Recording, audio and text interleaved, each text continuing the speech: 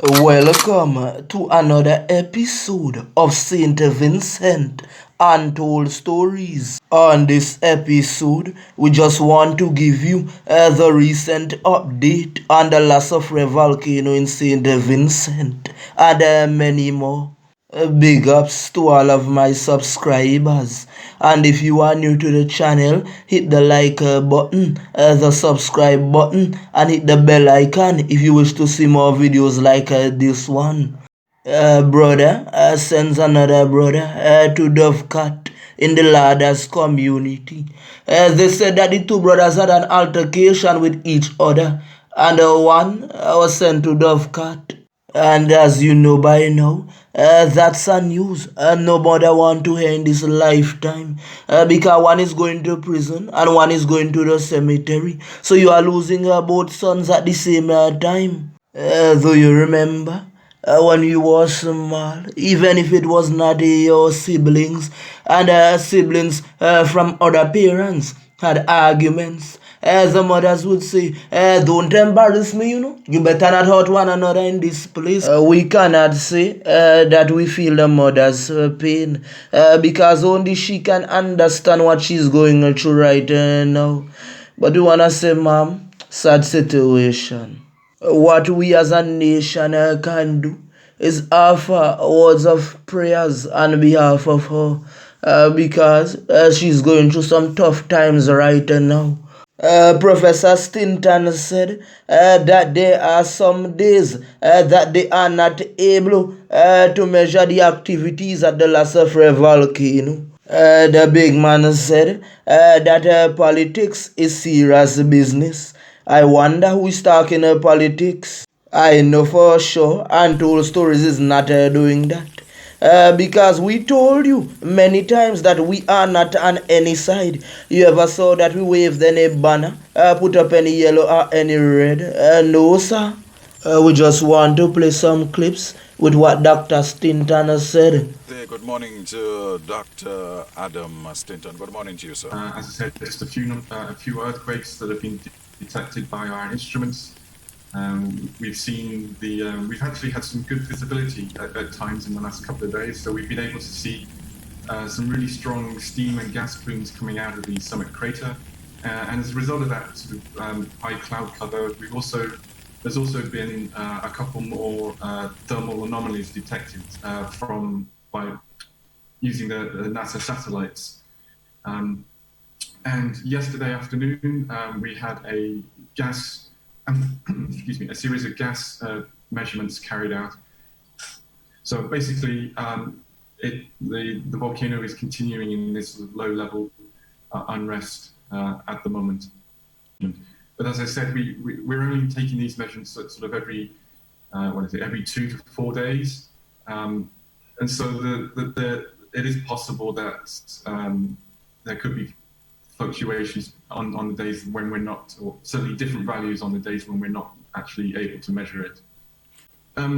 Yes, as I mentioned, because of the high cloud cover that we had, or the good visibility that we had, the satellites that are used to detect thermal anomalies associated with forest fires and what have you, they detected some thermal anomalies over the crater, or I should say inside the summit crater here. I believe it was Thursday, during Thursday. So there's just to reinforces the fact that we have a very strong heat source.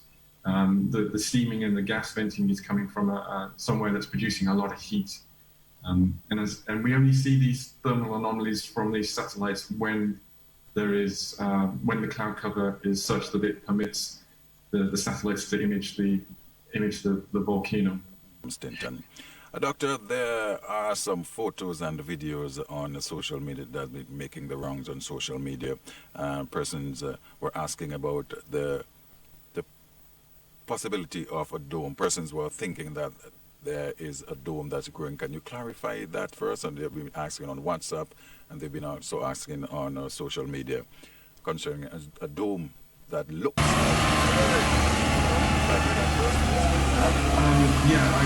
Yes, We've also seen, obviously, we've also seen these photographs that have been taken from the summit crater rim, and to us, it doesn't look like there is a lava dome that's growing inside the crater now. We can be fairly sure about this because of other satellite images that we have access to that show there have been no changes or no significant changes in the summit crater since the last explosion on the 22nd of April. So that mound that people can see in these photographs, it may be a small lava dome that was produced immediately after the last explosion on the 22nd of April and therefore has not grown since, or it may just be an accumulation of ash and tephra around the main source or the main vent in the floor of the crater through which a lot of the steaming and degassing is occurring. We think it's most likely an accumulation of tephra left over from the last explosion and the subsequent venting of gases and steam that's been occurring. How soon do you think that the level can move from orange to yellow? Bearing in mind your monitoring and all of that. I think before we consider dropping down from to yellow, as I was explaining to the Prime Minister and the Deputy Prime Minister on Wednesday, we need to get our monitoring network back up to the same levels as it was prior to the explosions.